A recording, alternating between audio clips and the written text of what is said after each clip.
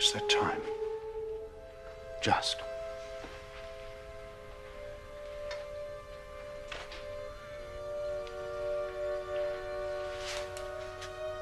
A letter from Edmund.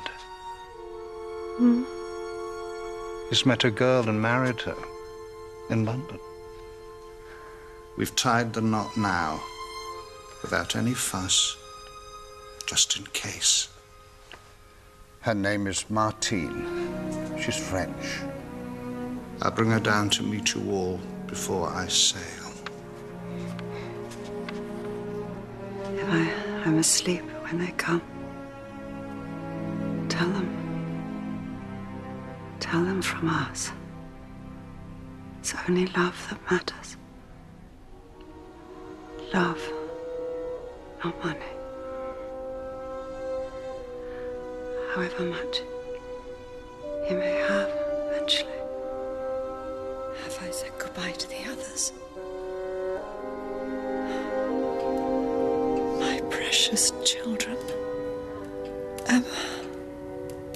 Alfred. Harold.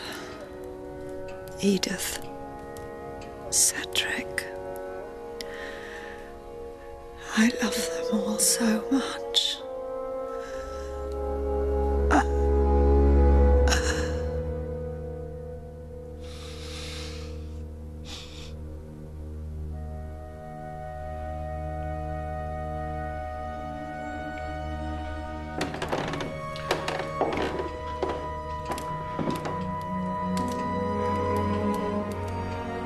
She's gone. Oh, Dad.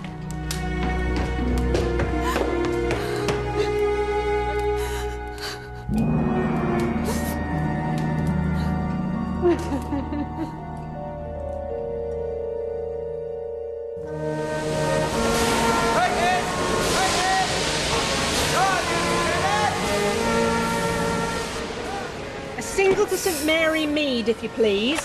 First class.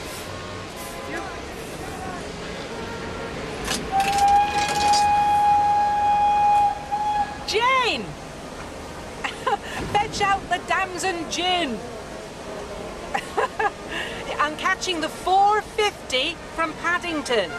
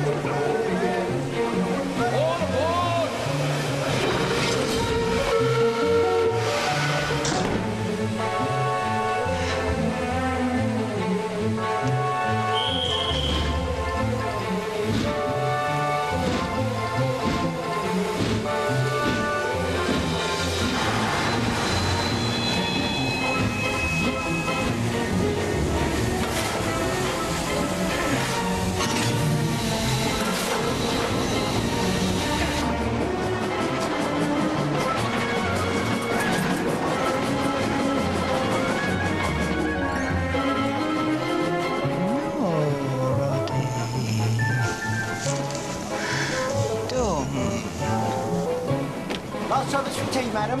Roddy, no, don't.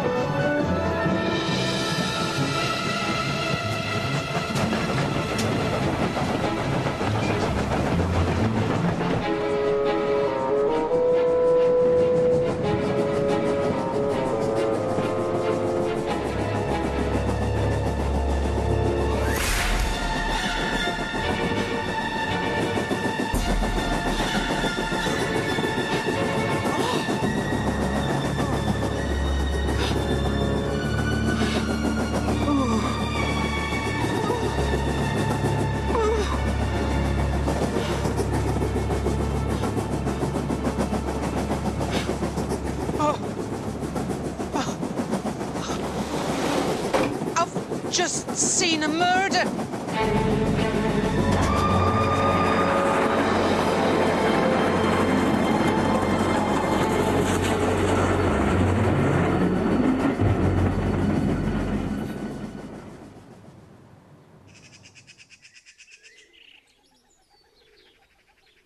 There's nothing in the headlines. Have a look in the stop press. I must have found the poor woman's body by now. When I changed trains, that attendant said he was going to report it immediately. And you told him you'd be staying here? Yes, I gave him your telephone number to pass on to the police. He did believe you? Why the devil shouldn't he? Oh, I'm not so sure. The awful thing is I'm beginning to doubt it myself. Last week I put sugar on my kippers. I don't think I'm going doolally. Anyone less doolally than you, Elspeth, I have yet to meet. Should I still go tomorrow? Roddy will be so disappointed. It's his first Christmas without Margaret. And only your second without Arthur. If I can be of some comfort to the poor, sweet man. Then you must do your duty. Is it very hot in Ceylon? I'm sticky. I've taken plenty of light frocks. I'm rather worried about perspiring, Jane, but she'll just have to change frequently. You're a lady, Elspeth. You won't perspire. You'll glow. Now, if we get our skates on, we should just catch the 10:33. Where to? I've had enough of trains. I can only apologise that no one thought to relay the astonishing news to you sooner. Astonishing. Surprised we didn't get the headlines. Amazing discovery. No corpse on train. Told you they wouldn't believe me. No, be fair, Mrs. McGillicuddy. The attendant did call the local police, and they called us. I interrupted major pickpocket surveillance to help identify the offending train, which was then held at the next stop with considerable disruption to the timetable. A full search was carried out. There was no body. What about the passengers? Did you look in their luggage? Why? You read about bodies in suitcases, don't you? I know what must have happened. The murderer must have pushed the body out of the train. Have you any idea how hard it is to open a train door at speed, let alone shove a body out? In any case, on the off chance that Charles Atlas is the murderer, all the drivers and the guards on that line have been asked to keep an eye open for a body by the track. So far, the phones have remained silent. Now, I have work to do. Which train was it, may I ask, and where was it searched? Police information is confidential, dear. If I was 20 years younger, I would put you across my knee and tan your hide, you snotty little pup. And it's railway information, not police information, when you think of it. And we all own the railways now, don't we? I've got the timetable. Still no sign. Oh, did they have a map? They did. That's us. Very same train. Do you suppose the murderer's on it again? I doubt he makes a habit of strangling women on trains. No. It was the last carriage. Third class.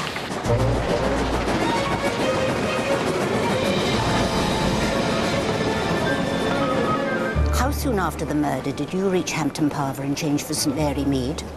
The attendant said it was 7 minutes to the next station, and that was 2 minutes at the most after I told him what I'd seen. If we assume, then, that the murder happened 9 minutes before and you arrived at the station at 5:35, that Charles inspector said this train was searched at Brackhampton, which would have been at 5:40. Here's where we are now. The tracks run side by side. Must be almost there.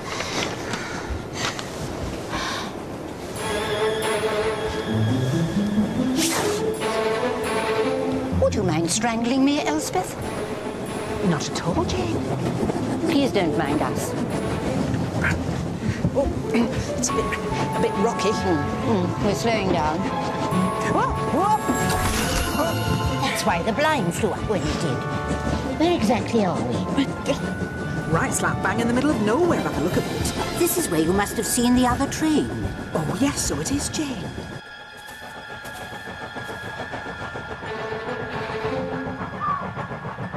Come on, Stuttgart West, catch up! Wait, Eastleigh! Alexander! James!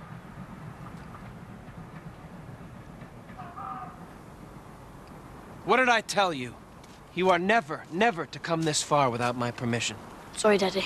Sorry, Mr. Easley. It was my fault. J'excuse, Papa. No, je m'excuse. What would your mother say if I had to call and tell her you'd fallen in? Come on. It's time to eat.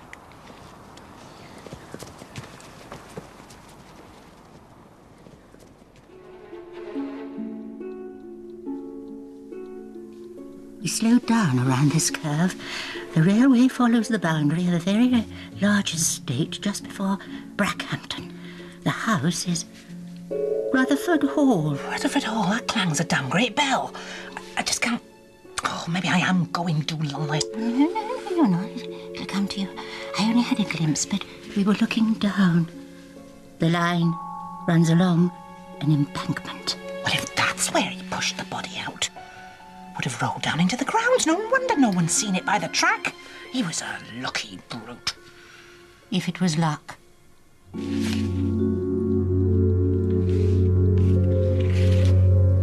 It's the only place a train would be going slowly enough to manage it. It's just possible. He chose the spot very carefully indeed. But why has no one at Rutherford Hall found her? Could be unoccupied.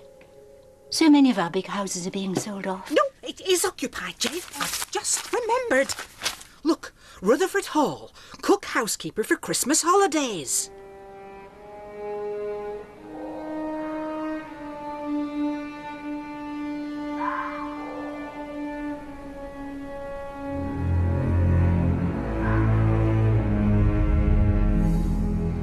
Thank you again for my present. And for yours. I'd hate to run out of talcum powder in that climate. Oh, dear. It's the first time Mr. Inch has been to the airport. Oh, well, it's the first time I've been to Ceylon. Hope the pilot knows the way. Now, promise me you won't do anything foolhardy. Promise. Not on my own.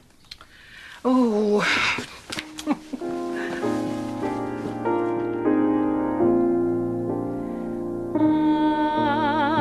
I travel alone, fair though the places and faces I've known. When the dream is ended and passion has flown, I travel alone, free from love's illusion. My heart is my own.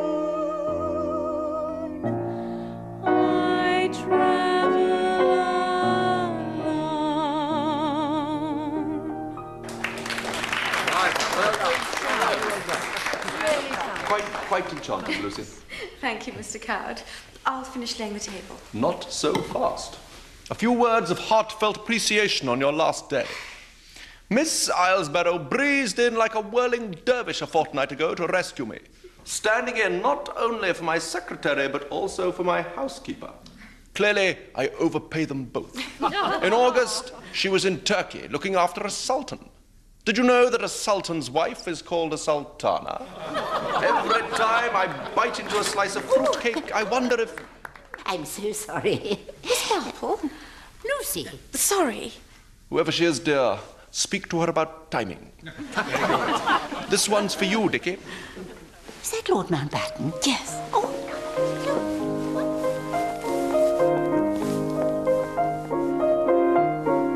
Raymond said you wouldn't mind my coming unannounced, but I had no idea you Don't were... mention it.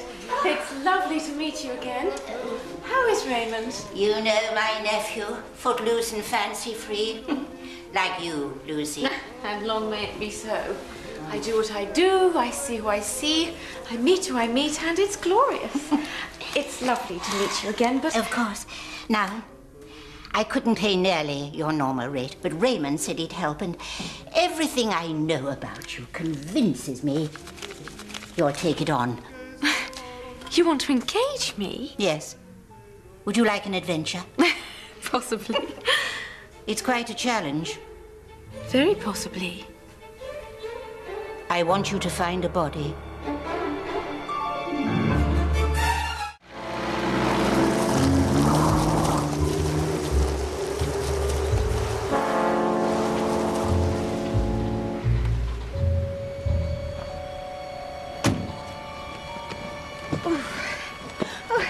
Hello. Lucy Islesborough. I'm Emma Krekentorp. What a smart car. Thank you. Wow, look at that car. It's lovely, isn't it, boys? Boys, don't touch. Come in.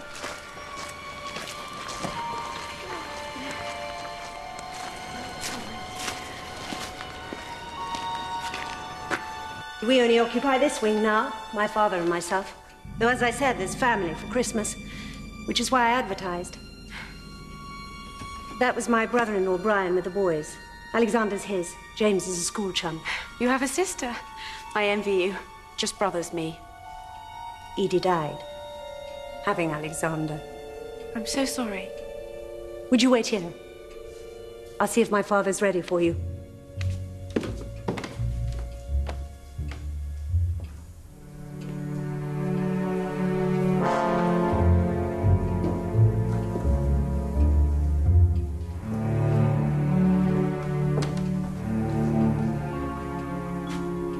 The Gobstopper King. Sorry. David Quimper, Miss Islesborough. Emma said you were starting. Is someone ill?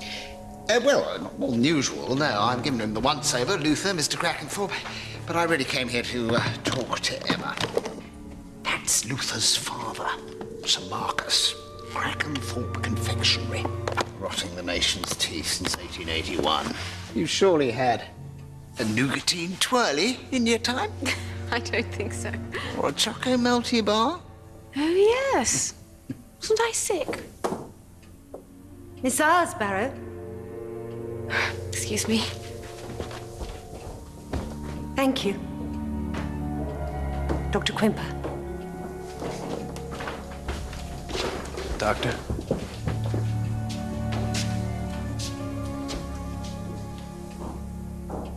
I'm delving for your name. It has a definite Anglo-Saxon something about it. It's not in the Chronicles. Wondered if I'd seen it in Ivanhoe. Isn't there an Ainsborough, though, in Hereward the Wake? Perhaps you're thinking of that. Hereward the Wake? Charles Kingsley. Yes, I know. I'll dust off my copy and have a look.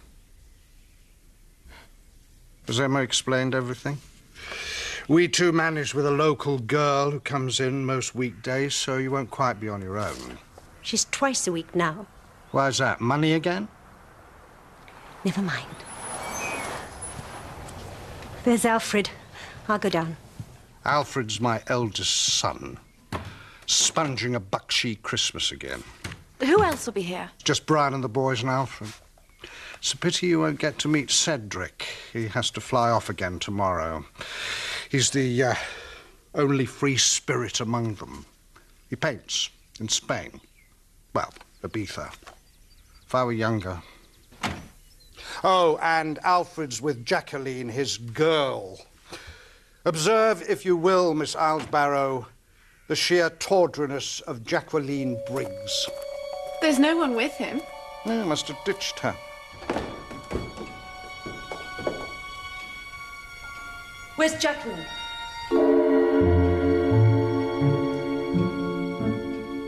Miss Islesborough? Dine with us tonight? I'll be in the kitchen, Mr. Krekentorp. For me?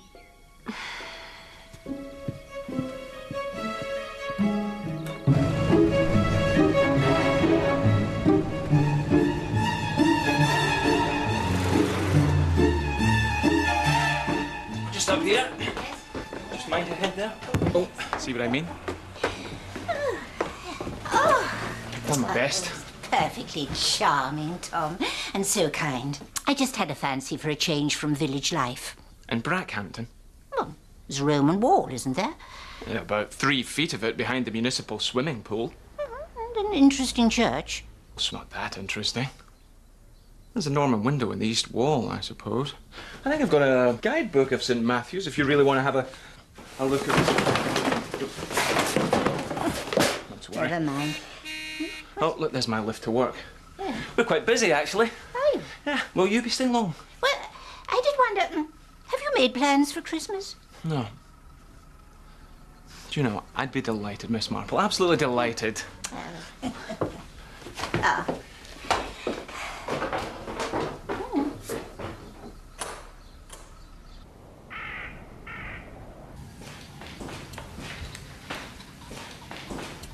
Hello? Mr. Eastley? The boys want to know if you make treacle sponge pudding. You can tell them I'm famous for it. Can I be useful? I don't know. Can you? Let's grate the carrots.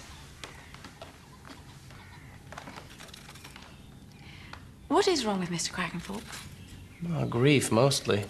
Despair, his eldest son, his wife, his daughter. Miss Krekentorp told me about your wife. Edie. I'm sorry. Sure.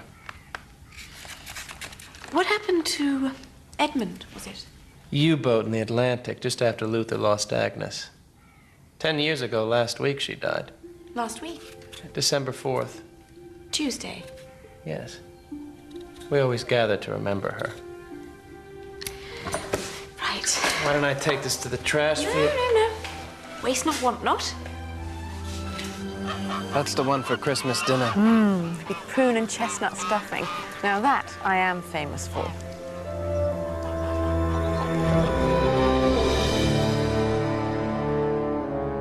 Eorthen modor ye unithe, se alwalda eche driton.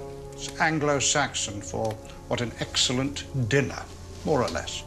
Brian did the sprouts. Oh, Betty did. What will we do for tart without your precious Jacqueline? Dad, please.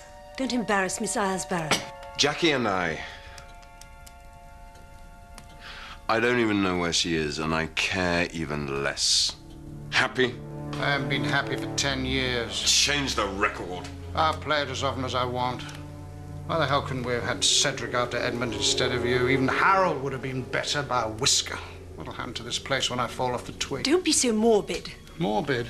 With my space already booked out there in that bloody mausoleum. Quite an exciting life you lead, Emma says. It has its moments. I doubt it compares with being a fighter pilot. That seems a long way back.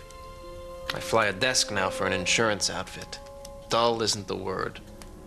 This must be a bit of a come-down for you. It suits me very well. I've an aunt in Brackhampton, sweet old thing. I thought I might see her occasionally, if I have time. I'll fetch the apple tart. Oh, and there's cheese. And may I call my aunt?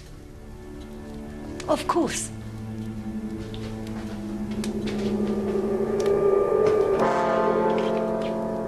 The family were here on the 4th, the day of the murder. Where would someone with knowledge of the estate conceal a body? And where is Alfred's missing girlfriend, Jacqueline Briggs? That's what you must concentrate on. It's in the next chapter, Miss Hartnell, but I won't spoil it for you. Just wait until the end. There's a very ingenious twist. Bye-bye. Bye.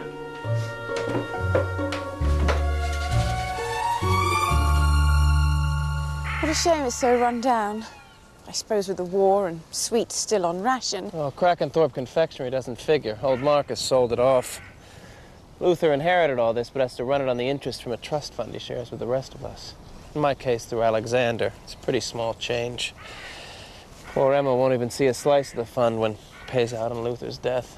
Now, that's real bucks. How unfair. She's a woman. Luther's hands are tied by his old man's crazy will. They fell out, family stuff. Can't he sell? No. Rutherford Hall has to pass to Alfred. Since Edmund died, he's the eldest son. What's that? A mausoleum. The last resting place of the Krekentorps. Lucy, Lucy, hide and seek, Lucy! Lucy, Lucy, hide and seek, Lucy! That's Miss Islesborough to you. But she said we could call her Lucy, didn't you, Miss Islesborough? I didn't say you could scream it. Will you play with us, please? Please? I'll do the sprouts. Hooray! All right, then bed. 100. Yes. 1, 2, 3, 4, 5, 6. No fish and chip shop in St Mary Mead, so I thought it'd be a nice treat. You always were a bad fibber. I looked in your larder. I'll shop. What would I see from my train, where the railway curves along an embankment? A large estate and a house? Rutherford Hall. Now, that is interesting. I had a lecture at the History Society. Now the place is cut off from Brackhampton, but that was the railway. In 1838, the company offered the family £900 for a slice of land so the railway could keep going in a straight line. Supposedly, the representative got a biff on the nose and was sent packing. So the track had to skirt the estate at great cost. That acreage these days, I hate to think what that's worth. Do you know the family? The Krekentorps? No. The doctor's an acquaintance, though. Nice chap. I think he's quite keen on the daughter. Are you up to something, Miss Marple?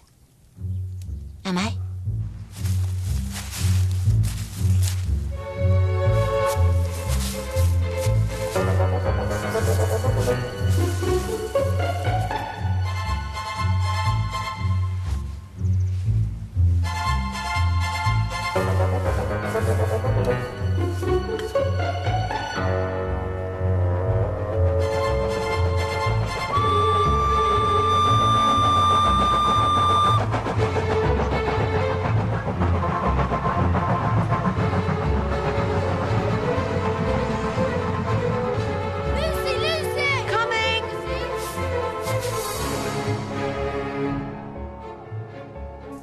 I hope you don't mind my asking, Mr. Krekentorp. Thank you. But did you never think of joining the family business? I had a vision. I saw my life unfolding before me, drowning in a sea of sticky toffee and pretending enthusiasm for a new line in coconut fudge. No, thank you, Dad, I told him. I have a soul, even if you don't. He was a spiteful man, cut me out of his will. Made sure his wealth skipped a generation. But at least I stood up to him. Was that before you were married? Yes, but money didn't mean anything to Agnes. She was a wonderful mother. I stood up to him, and she understood why. Buried myself in my books and got the sort of liberal education he despised. We were happy, believe it or not.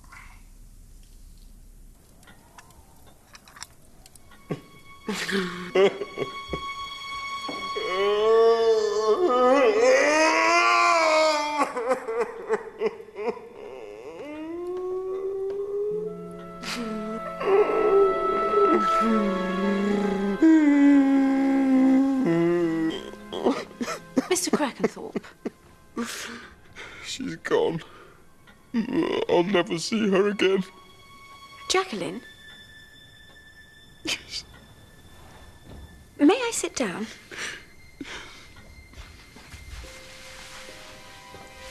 Tell me about her. Well, she wasn't what you'd call beautiful. But her eyes, one look, you know? Putty in her hands. Any man who ever met her. What happened? She wanted to finish it. I begged her not to, but she wouldn't listen. I know I'm not a very good sort. I do know that. Look, it's never too late to face up to something terrible. I can't. I think you know what happened to her, don't you? Tell me.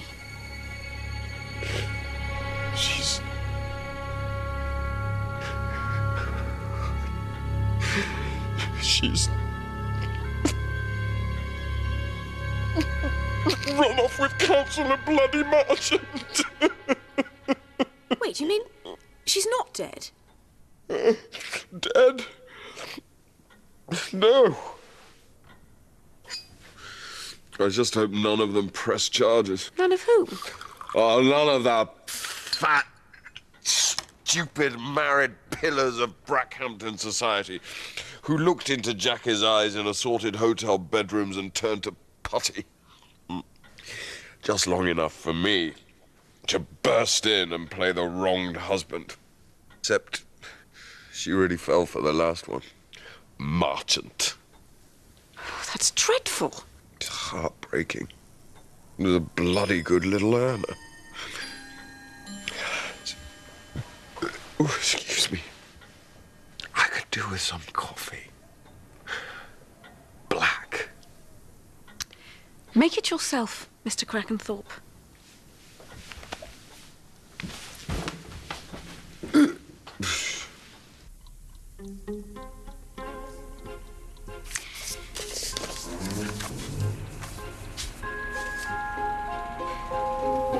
Dear husband.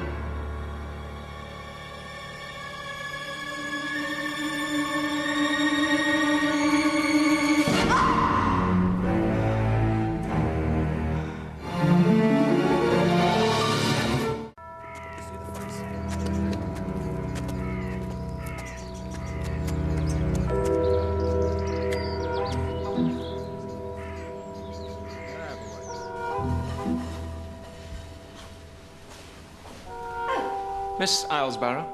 Yes. Detective Inspector Campbell, Brackhampton CID. He's taken to his bed again.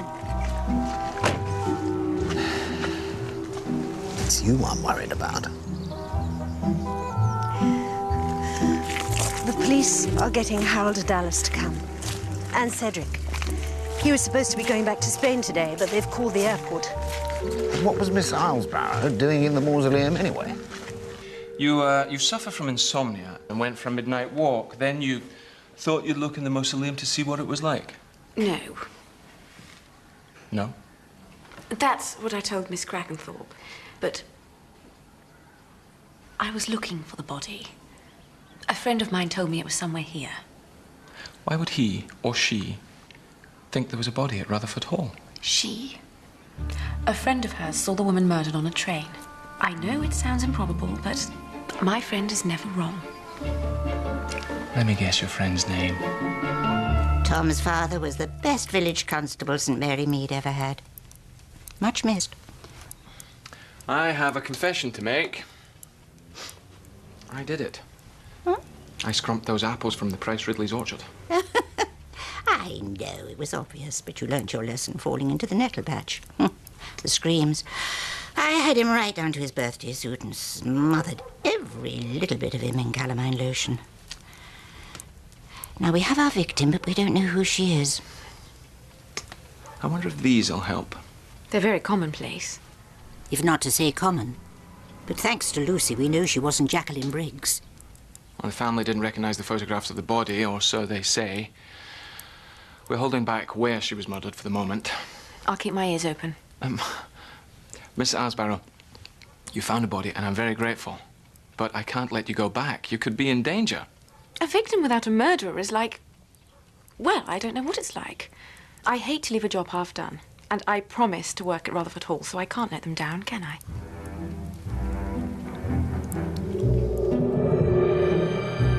Do hurry up, Harold. And you, be careful with that. It's Dior. It's a year's golf club membership and a dozen good cigars is what it is. Lend a hand, will you? What, put my jacket on a puddle for her ladyship to walk over? I have no wish to soil my shoes on your jacket, Alfred. How long will we have to stay, Inspector? We're expected for a Christmas house party in Suffolk. Well, that would depend on the progress of my investigation. My sergeant will be showing you some photographs later of the body.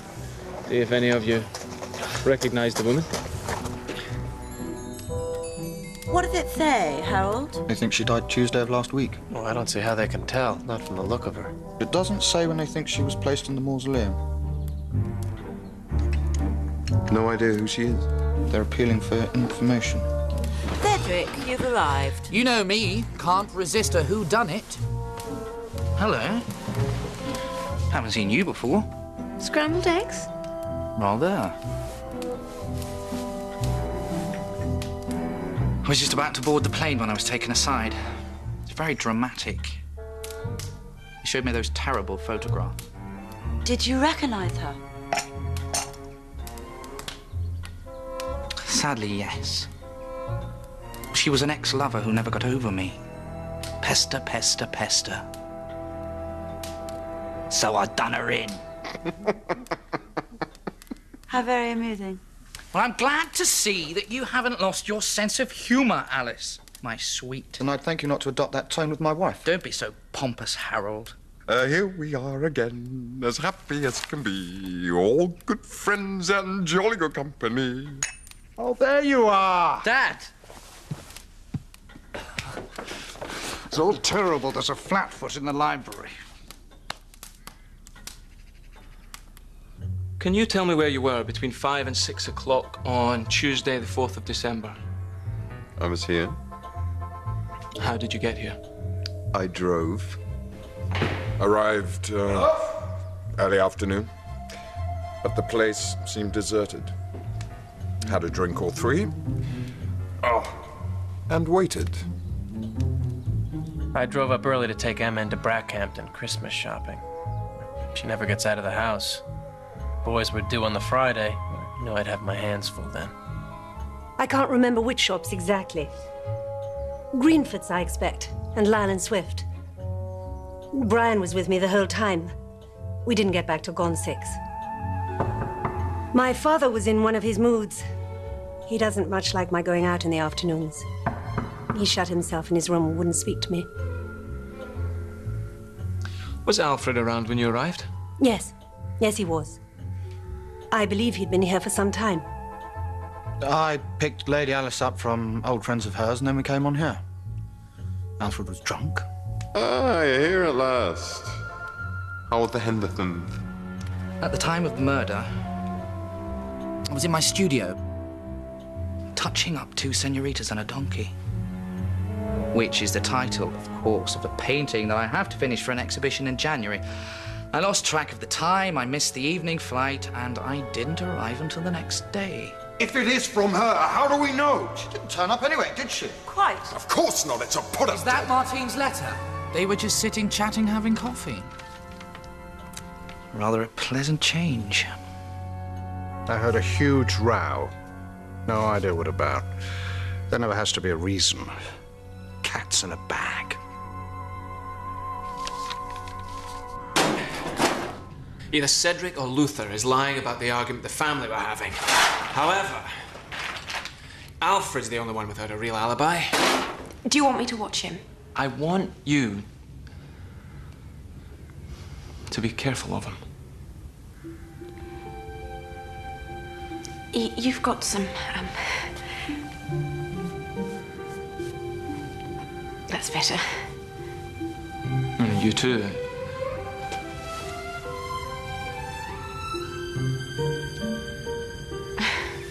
Yeah.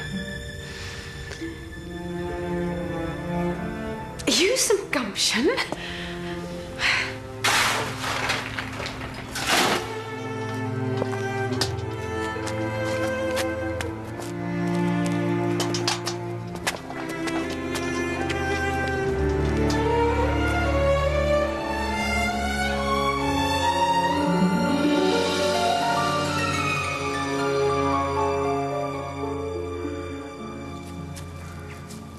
Miss Islesborough.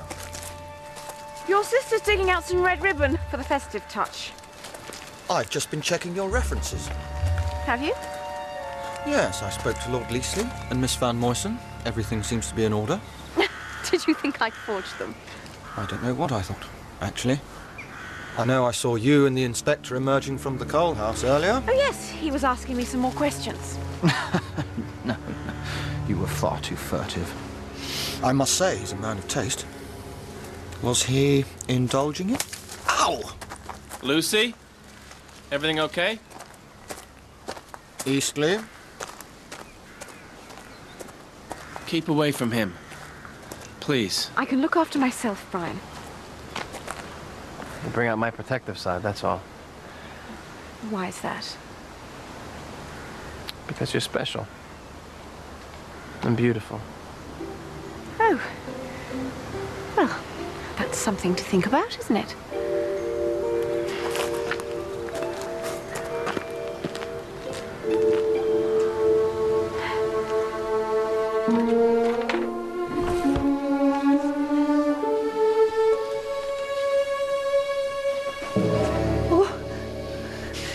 Put it back.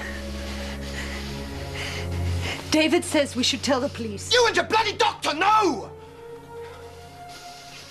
It would upset Father too much.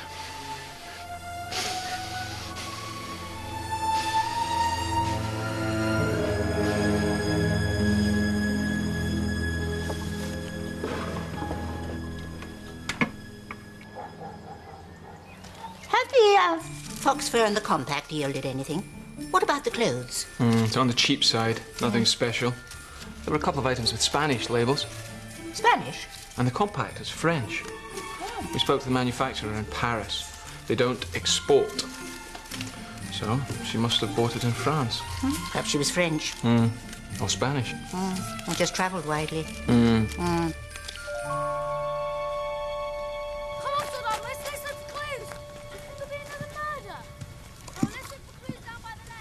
Can't Brian control those children?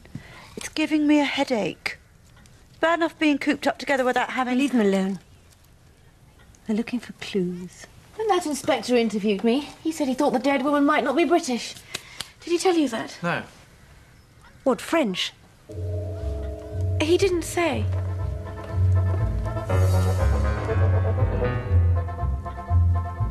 All I said was not British, but Emma immediately assumes French. She looks scared.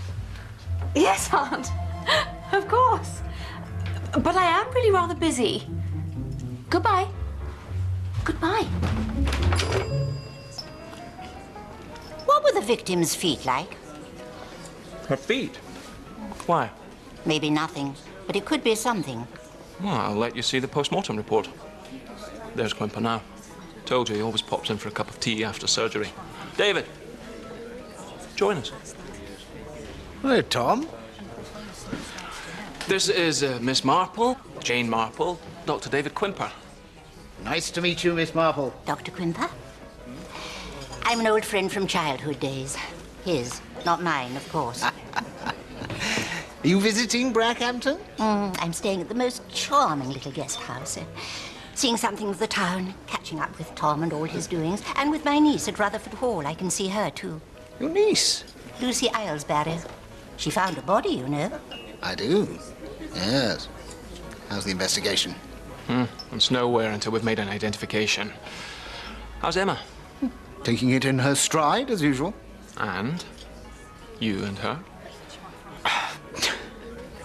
Pretend I'm not here. Oh, but I do love the scent of romance in the air. You're in luck then, Miss Marple. Emma and I are engaged. I asked her the other day. Well done. It's not official. We're not telling the family yet, so... Mum's the word. Have you known the Krekentorps long? Oh, I just started my practice down here. I saw Ella's mother out of the world. It's only love that matters. Love, not money. Agnes never lived to see Edmund's wife. How tragic. He brought her home just after she died.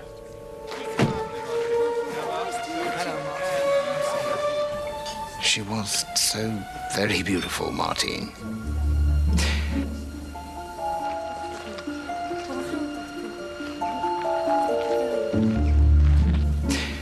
And shortly afterwards, Edmund himself was killed in action.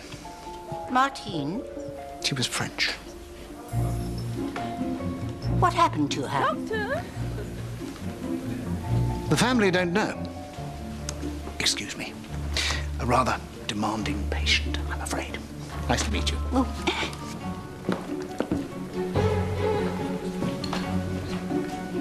The family does know, or at least one of them does. Well, why would he lie? I think you should ask Emma Krekentorp that. If our body is Edmund's widow, Martine, why would anyone want to kill her? Shall we fight over the last greenhorn?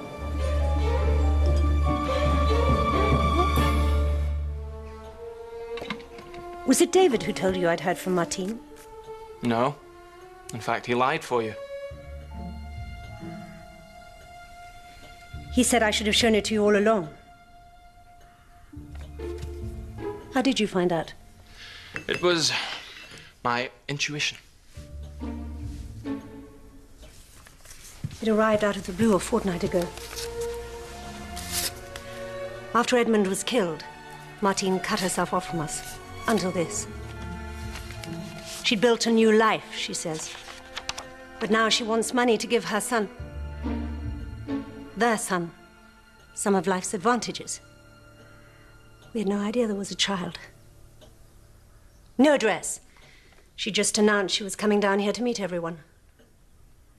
I telephoned the others as soon as it came. She says she'll come down on Tuesday. December the 4th, yes. The day you think this woman was murdered. She has a son. The child is family. If it is from her, how do we know? She didn't turn up anyway, did she? Quite. Of course not. It's a put-up job. We only met Martine once, 10 years ago. There's awful photos. If by any chance it was her, how could any of us tell? Why didn't you mention this? My brothers didn't want a fuss. They knew Martine was coming, but she never arrived. Not alive, at least, if it was her. She wanted money. The trust fund income would be even more miserable if another share had to come out of it. I'll clean the stove tomorrow. Oh, no, honestly. A bachelor kitchen can only go so far before it becomes quite unpleasant. I remember the Brownlow's eldest boy, Cecil. Of course, he never married. That's another matter. You will one day, and I pity your wife, Tom Campbell. Well, one day, perhaps. What? The eldest son. The real prize is Rutherford Hall. That would be worth killing for. If it was discovered that Edmund had a son, it would go to him. The eldest son of the eldest son. He's an unpleasant specimen, Alfred. That would certainly give him a strong motive, if the body is Martine.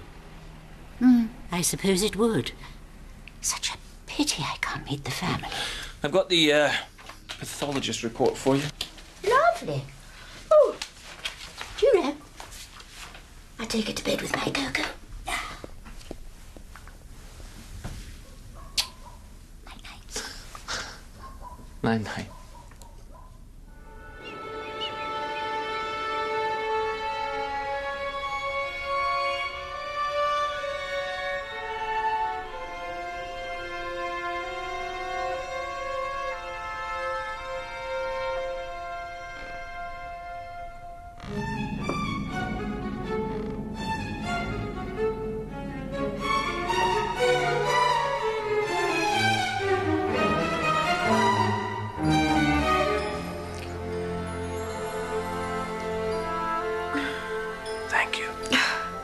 Halfway through chapter 1 and they were off. You too. Yes.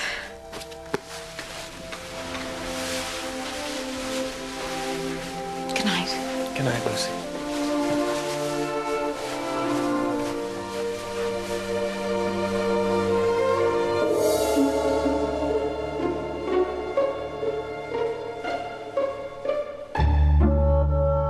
Harry, my sweet.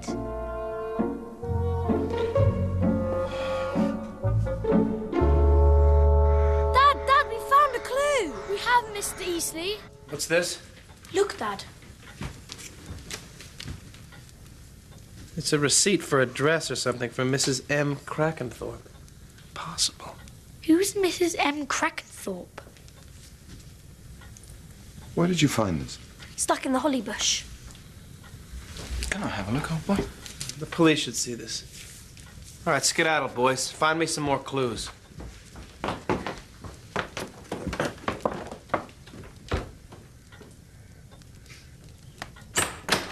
You'll have to tell Dad now. I can't. Well, let's get it out of the way before Christmas. The way things are going, we're all still going to be here. Em, if it was Martine, then we are all under suspicion. Alfred has no alibi at all. Harold has Alice, but she swear Black was waiting for him, and I'm lying through my teeth, as you well know. Then you're lying too, Em. Brian didn't take you shopping on the day of the murder. Brian arrived by train. I picked him up from Brackhampton station just before 6 o'clock. He asked me to. And asked you to lie about it?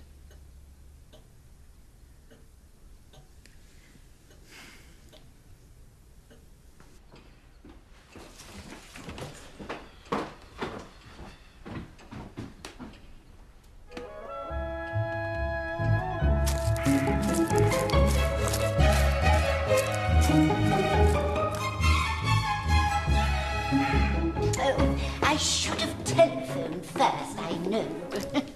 Lucy says you're all so kind. I did promise her mother I'd keep an eye on her. Oh, is that a Gainsborough? School of. Ghastly. Biscuit tin stuff. Who's that other G? Gauguin. Ah, now you're talking. I'm afraid all his yellow makes me rather bilious. This is my brother Cedric. How do you do? How do you do? Of course, you and Gauguin have something in common, don't you? His talent flourished on an island.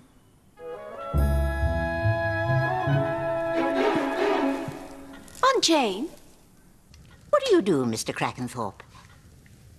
Bit of this, bit of that. And precious little of either most of the time. My family had a Marple once. Scullery maid. Interestingly enough, Lady Alice is from a very old family. She's, What does that mean? We all come from old families. And I know an Angus Marple. Owns horses and a castle. And if you know someone who knows someone who owns horses and a castle, you're laughing. My brother is. Job for life with his father-in-law's company.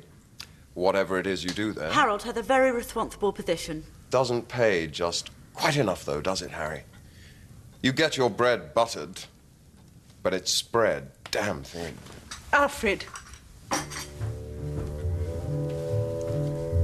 Money can be such a thing, can't it?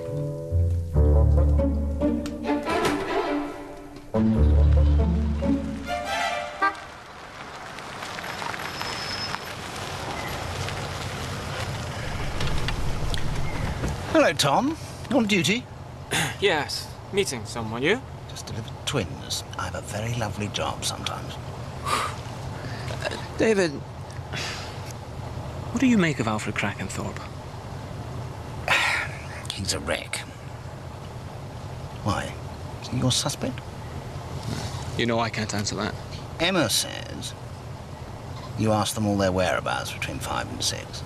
Mm-hmm. Well, I know where Alfred was. I saw him in the King's Head. You didn't tell me that. He was with old Terry, the bookies runner. He'd hardly tell a policeman he was doing a spot of illegal betting. Now, would he? Thank you, David.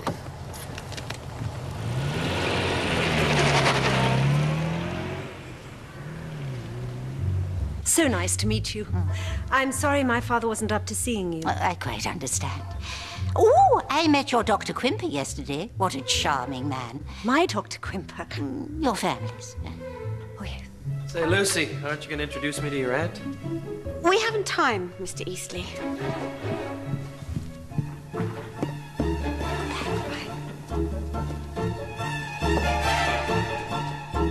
Has he upset you? No. He's very handsome, isn't he? In an American sort of way, I suppose. He's certainly very forward.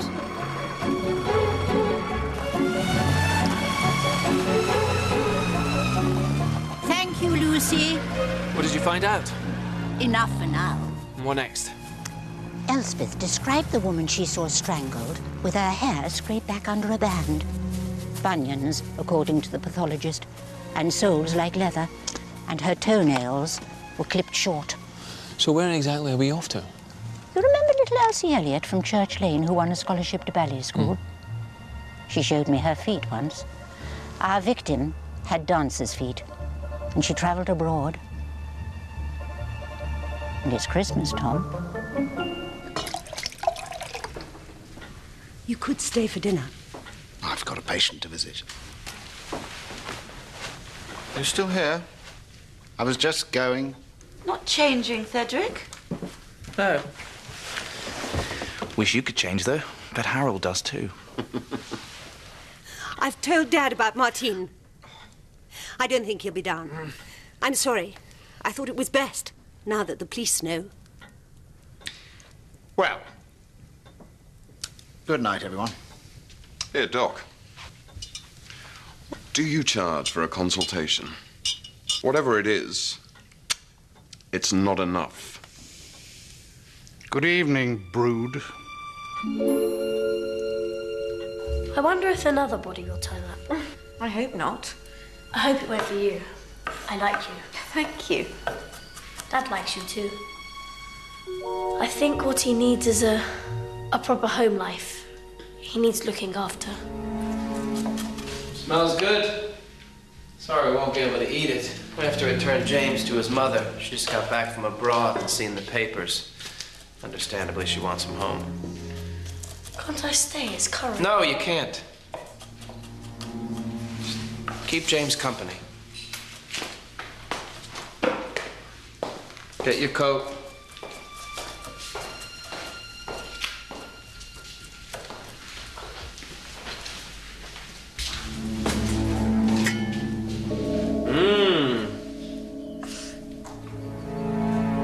Looks good, too.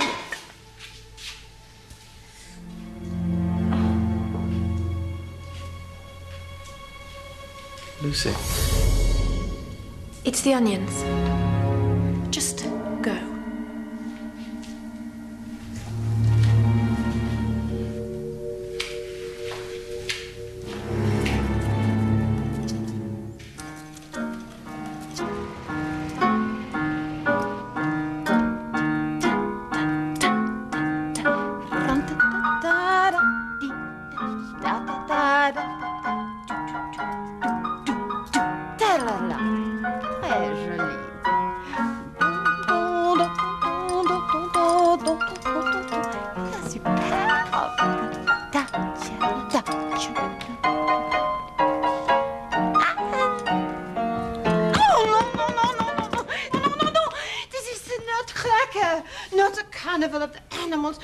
You look like an elephant. Alors, regardez. This perfect. La la, la da da yeah. And then, boom. Is it the arms like this? Lightness with lightness and pleasure. You're a fairy made of sugar, Sherry, not a dumpling. Be quiet, Marissa. Crack your nuts. Encore. Madame? Arrête. Ah, 10 minutes. When I telephoned you, Madame Joilet, you said this dancer, Anna Stravinska, left after the performance on December the 3rd, and you've never seen her since. Correct. Our last night at Lambton. A modest venue, but a standing ovation. The next night we opened in Southsea, but Anna never arrived. To be frank, she was getting on. It's a short life as a dancer. If she was a horse... She would be put out to grass? No, Inspector. I think you said the neck's yours. Do you have any idea where Miss Stravinska might be now? Girls disappear, especially on tour. It's not uncommon. Perhaps she got herself into trouble, if you understand. A doctor in the back street. But no, not with Anna. That's not likely. She's a very good Catholic. I'm sorry, I can't help you. Catholic? From Russia? Russia? Oh, her name. No. That's the fashion with ballet dancers. Anna is French. Do you know her real name? No. She had an English husband, she told me. Had. Is he still alive? All I know is she is no longer with him. Where did they marry? London, I believe. And, did they have a son, madame? Impossible. One cannot have a child and dance.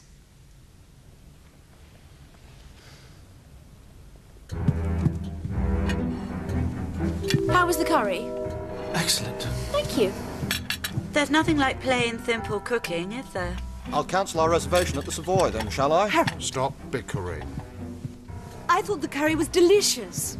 It was certainly hot, Miss Aylesbury. After you with the water. May I have some too? I'll fetch some more. Dad, please don't be upset. Why not?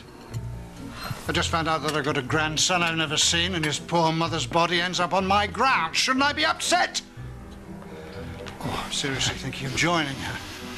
Perhaps grief would unite you. Or joy. For God's sake, shut up. You're so bloody boring, Father. Sit down! Dad! You're just as bad. I used to think I could trust you. Oh. Of course you can. Can I? Who hid the letter from me then? Dad! Oh!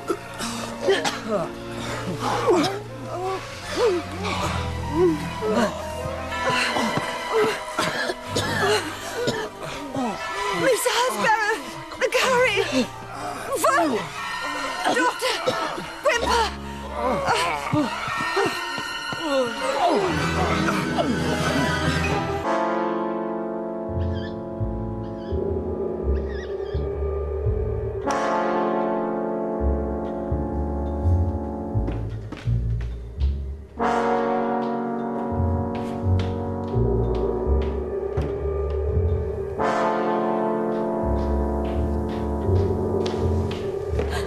Dr. Whimper, I've left the light on. You will close the door behind you? Yes, of course. How are they? Well, they're all sound asleep. Probably best for them. I'll be in first thing, just to make sure. Good night. Yes. Good night, Miss Halsborough.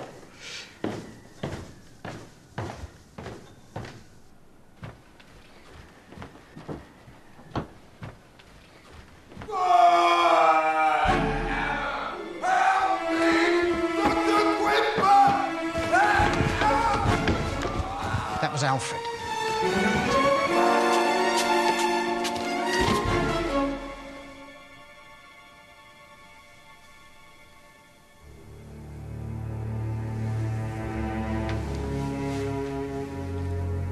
He's dead.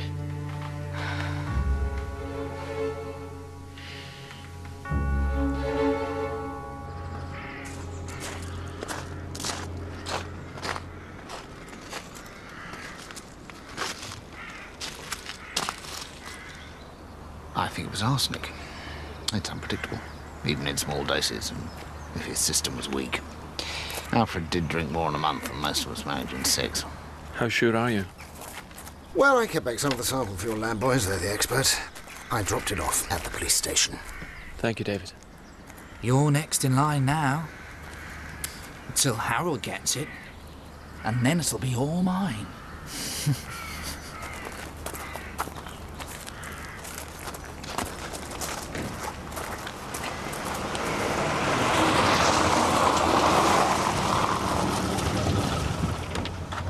Stay here. What happened? Alfred's dead. Lucy! What's the matter?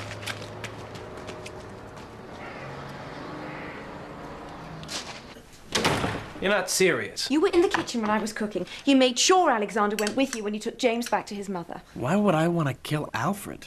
Or anyone, for that matter? Why would you lie about where you were the day Martine was murdered? You didn't drive here and take Emma shopping. You came by train and then met her after the shops were shut. How do you know that? I keep my ears open, Brian. Or did you include spying on your resume when you applied for this post? In any case, I couldn't have killed Martine. Why not? I can't say. It would mean breaking a confidence. How convenient. Hey, you know what? Have it your own way, then.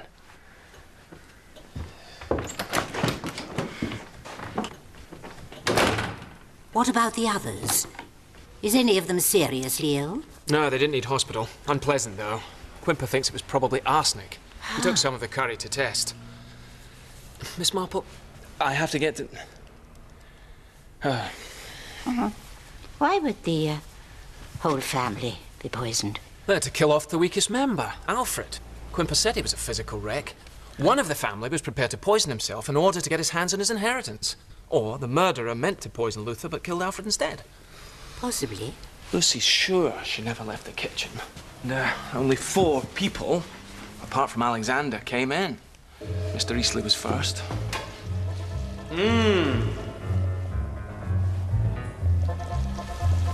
Looks good, too. Then Cedric appeared. Shall I put some of this in? Food colour. A blue curry. So avant-garde. No! She's not sure how long Harold was there, but it was long enough. Any one of them could have poisoned the food. Even Alfred himself came in and propositioned her. Do you fancy a smart weekend away sometime? I'm getting my hands on a nice little bit of cash soon. No, thank you. If you change your mind. Watch your head, Mr. Krekentorp. Low-flying pigs. Interesting.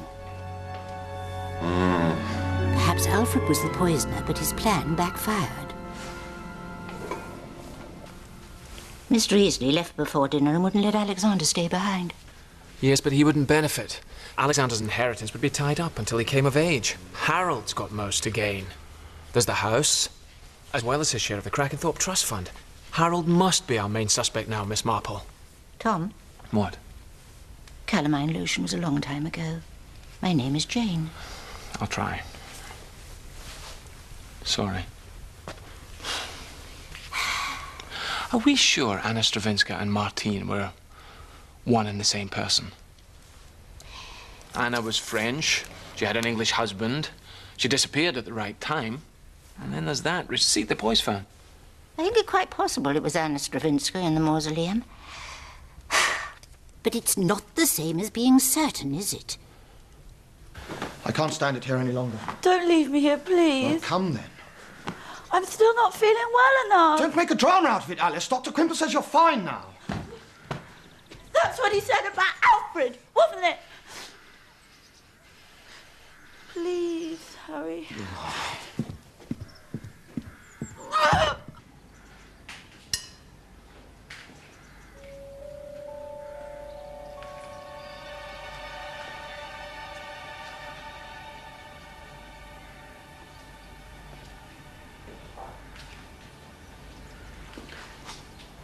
Yes, Mr. Krekentorp. Oh, call me Harry.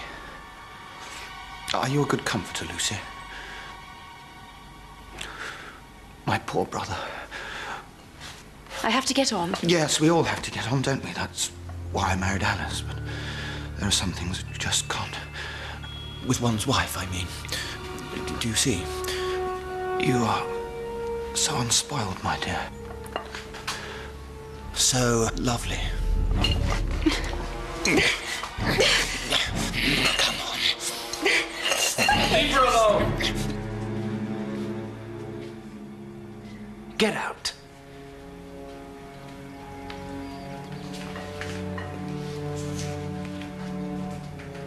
There's something you need to know about Harold.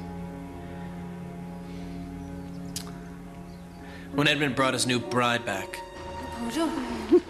Thank you very much. Harold just couldn't help himself. He was so jealous of his brother's happiness.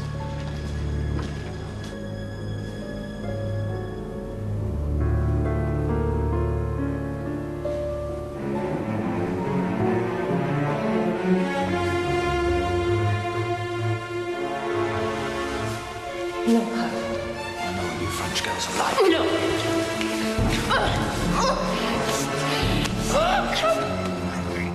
I mean, I wasn't sure at the time. She told me when we met again after Edmund's death. I'm the only one who knows. You still haven't told me why you lied. Which train were you on? Which train? I don't know. Why can't you trust me? I want to. Yeah, well, just try harder then, can't you?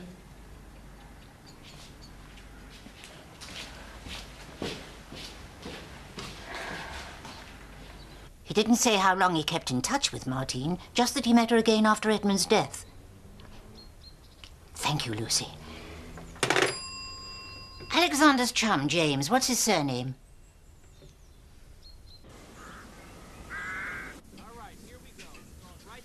It's a cheat, really. Size of the glove. Easier than cricket by a long chalk. You might tell me what we're waiting for. What have you found out? Information which Mr. Eastley should have volunteered, but didn't for some reason. Perhaps he lacks confidence in Brackhampton CID. Huh? Well, your chief suspect for a murder gets murdered himself, under your nose, for a start. Under your nose, to be strictly accurate. Don't start blaming me. Have you questioned Harold again? Why? I'd have thought it was obvious. He killed Martine to stop her telling the rest of the family what he tried to do to her all those years ago. And with Alfred out of the way, he stands to inherit Rutherford Hall. I'd keep a round-the-clock guard on Luther if I were you. We don't quite stretch to round-the-clock guards. I'd feel safer. Has that occurred to you? You don't have to stay. I'd have thought you needed all the help you can get. We may not be the FBI, but we always get our man. That's the Mounties. Or our woman. Not this one. I didn't mean that. I hope not. Here they are. They should make things a little clearer. James! Comment est arrivé? Martine, what are you doing here? Brian. Good afternoon, Mr. Eastley. We weren't properly introduced, were we? Lady Stoddard West has kindly agreed to clarify a few matters. I never ever thought I would set foot here again. Let's go in, Martine. Off you go and Brian and Edith were so kind to me after I lost Edmund. I kept no contact with the rest of the family. The memories were painful. But they stayed in touch, and when Edith died, we became even closer. I moved far away when I married my present husband, Lord Stoddard West. But my son James stays often with Alexander for the holidays. Why didn't you tell me this, Brian? I made him promise not to tell anyone about me. I swore I would never come here again. But when James told me what was going on... I was going to call you, Martine, but then with the second murder, I just... Just as well Miss Marple telephoned me. I was not sure, but when I heard James spoke impeccable French and that you'd met Edmund's widow after his death, I was right. Lady Stoddard West is alive and well. Luckily.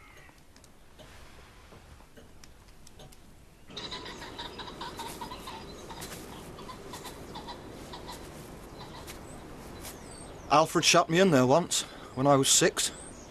I still dream about it, actually. A psychiatrist might say that's what made you a very unpleasant man. I beg your pardon?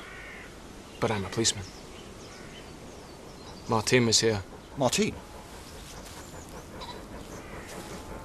Then the body wasn't her. I know what you did to her. It's pretty disgusting. Your brother's wife, and him about to go off and die for his country.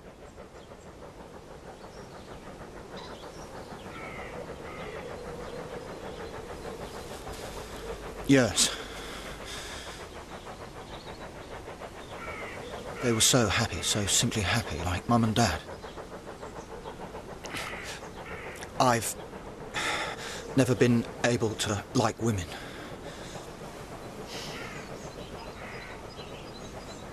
I may be disgusting, but I'm not a murderer.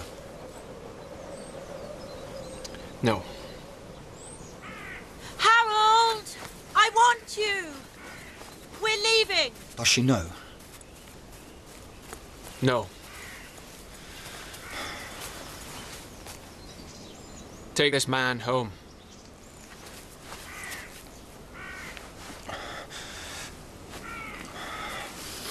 Inspector?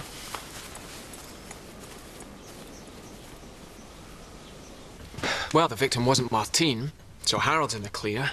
She must be Anna Stravinska. But even if we know who she was, we don't know who she was, do we? Sorry, do go on. Has Mr. Eastley explained to you where he was on the 4th, or why he got Emma to cover up for him? Was he on the same train as the victim? Brian couldn't kill. Even war heroes have been known to go off the rails. What about Cedric, Inspector?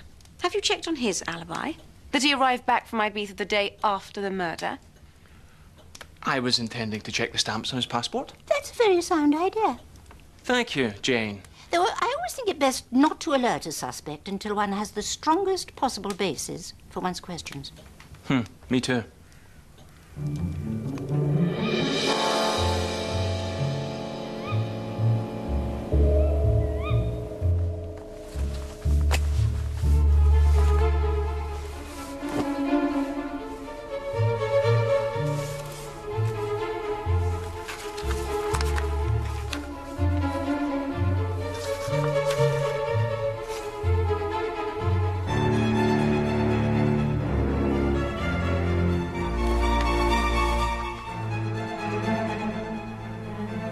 He could have come to me. That's what Emma said. I'd have understood. Would you? No.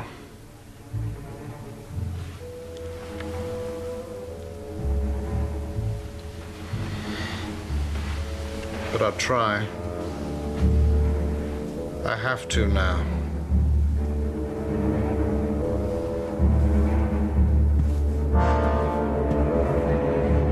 Is that the overseas operator? Oh, how exciting. Yes, it's a number in Ceylon. You don't think Uncle Alfred died because I said there's always another murder in books, do you? No, Alexander, I don't. Well, I expect you to have got heaps to discuss. Goodbye. My subtle son. He thinks you need a proper home life. Look, the day of the murder. Yes. Well, I was in London with the bank manager. One hell of a mess with school fees and, well, pretty much everything as regards money. I was going crazy about it all, took my eye off the road, shot a red light and crunched the car. I'm not serious, but I had to get the train here. Emma picked me up. I didn't want Alexander getting wind of it. Oh.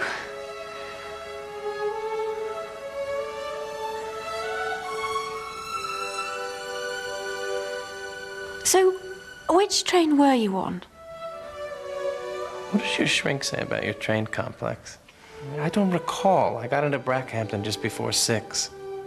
I'll get you a train timetable for Christmas. Gift wrapped. Brian, I'm sorry. It's okay. You're still special and beautiful. Oh, and, I'm falling in love with you. But that'll keep.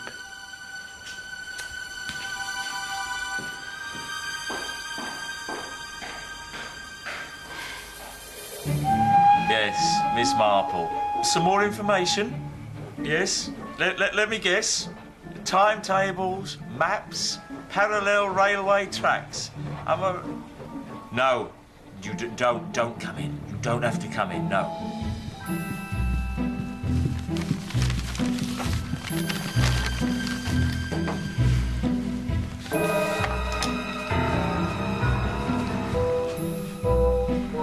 I hope you won't think this insensitive, but I have tickets for Noel Coward's cabaret opening tonight.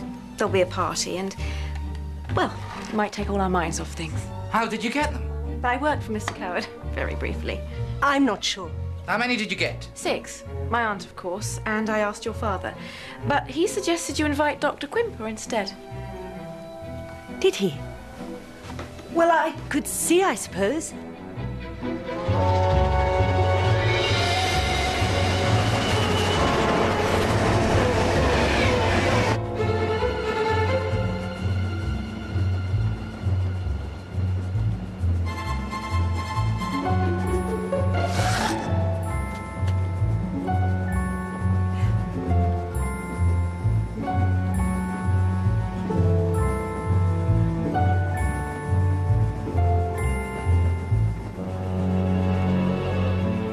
suppose I might as well confess. Confess?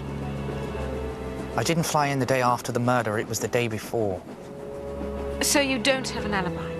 Oh, I do. I rather over-egged my success as an artist. I haven't sold anything for over 2 years. And I'm not very good in the sun. One can't be pale and interesting in Ibiza. Especially if one's not interesting.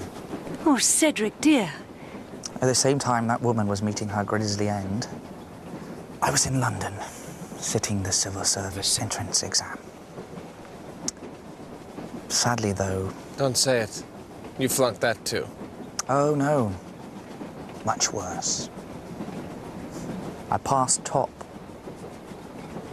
I'll be pushing a pen in Whitehall now, instead of flourishing a brush in the Balearics. Poor Dad's heartbroken.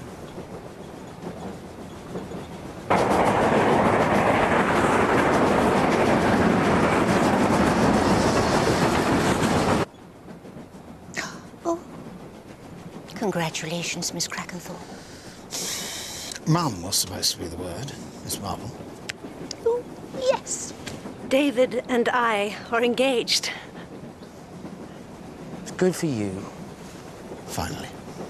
How refreshingly patient of you, Doctor. People do rush into things so, don't they? Did you make those sandwiches, Lucy? Yes. Fish paste.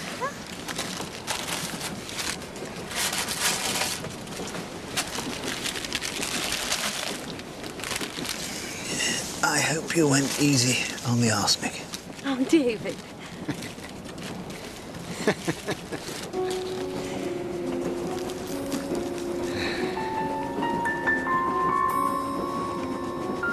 Oh, don't be so silly, everyone.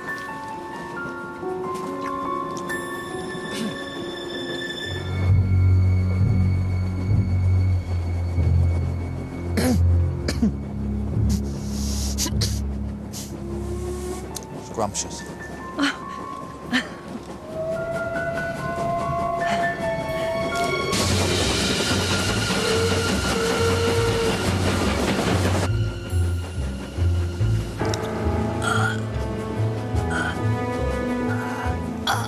Miss Marple? A fish bone. Let me see. Excuse me. Sorry. Whoops. Don't panic. It's all right. Breathe normally. Breathe normally.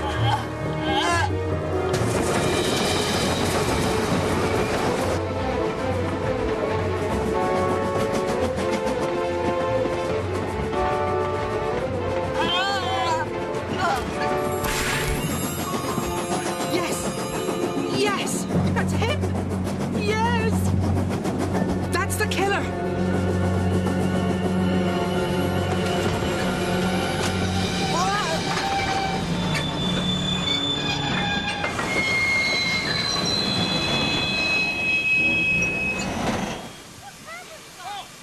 Come on, Doctor.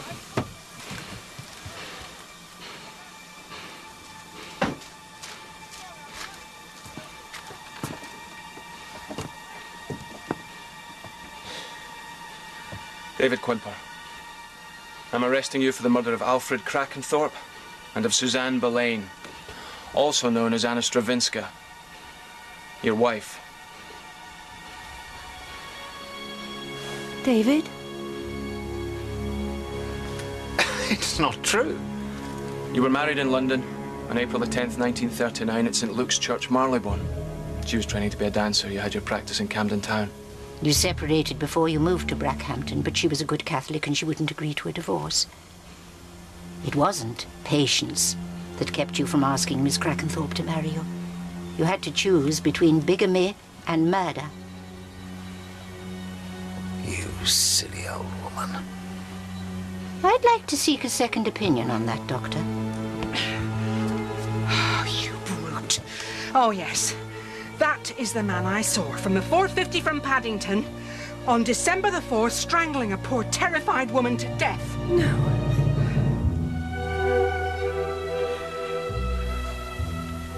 Come on, David.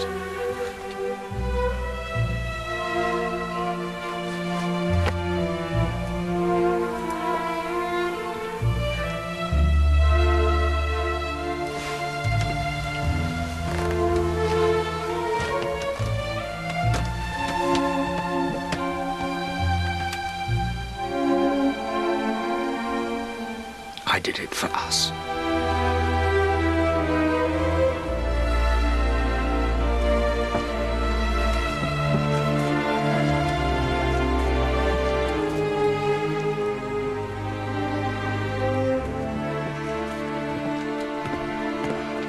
Good job.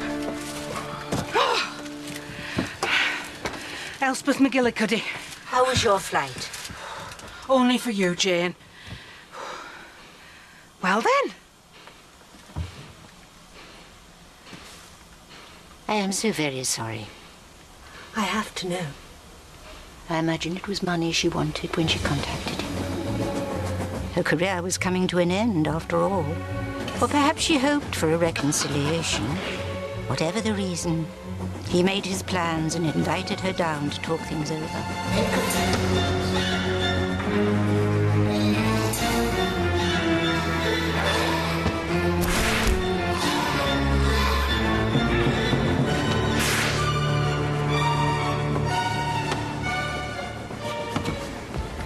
Then he pushed her out.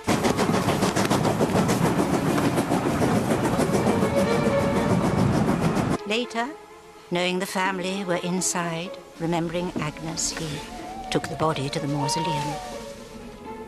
He knew it would be discovered eventually, which is why he sent that letter supposedly from Martine. Suspicion would fall on the family, not him. Then why try to give Alfred an alibi? Telling Inspector Campbell he saw him at the King's Head at the time of the murder. He was really giving himself an alibi. He knew Alfred would be dead by the time Tom checked up. You mean it was Alfred he meant to kill when he poisoned us, not Dad? Oh, yes. He had the greatest respect for both your parents. And he would have waited for you however long your father lived. Why kill Alfred? I believe Alfred was blackmailing him. He'd seen something which only made sense later. He'd seen him plant the receipt he'd written with Martine's name on it. A clue for the boys to find, now that the body had been discovered earlier than he had anticipated. Where did you find this? Stuck in the holly bush. He said he was expecting money when he came into the... I'm getting my hands on a nice little bit of cash soon. But Quimper was never in the kitchen. How did he get the arsenic into the curry? He didn't. The police laboratory tested it. He added the arsenic to the sample he took before he gave it to the police. I'm just going. It was the cocktail he poisoned, with just enough to make everyone unpleasantly ill, so that he could administer the lethal dose to Alfred. He couldn't have. I was there. I heard Alfred shouting for him. You heard Alfred shouting at him.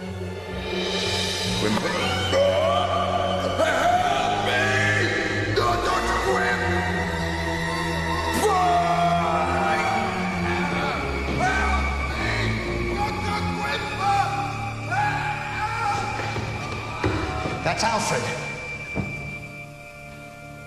It's of no comfort. But it was a crime born of love.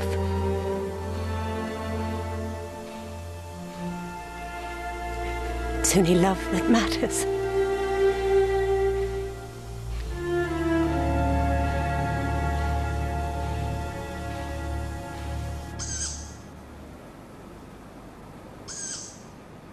Have you booked your flight back?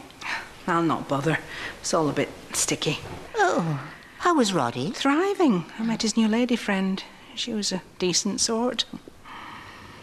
Oh, there's a girl who's spoilt for choice. There's a girl who travels alone. I'll take your bags. There's no need. I can manage that, Mr. Eastleigh.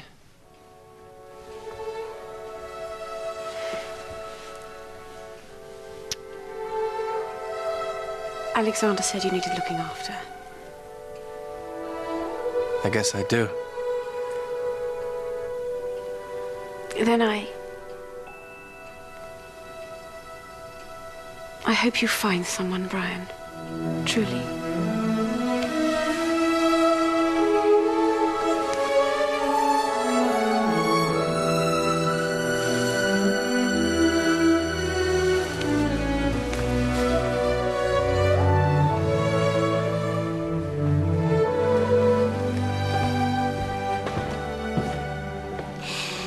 But I'm not always right.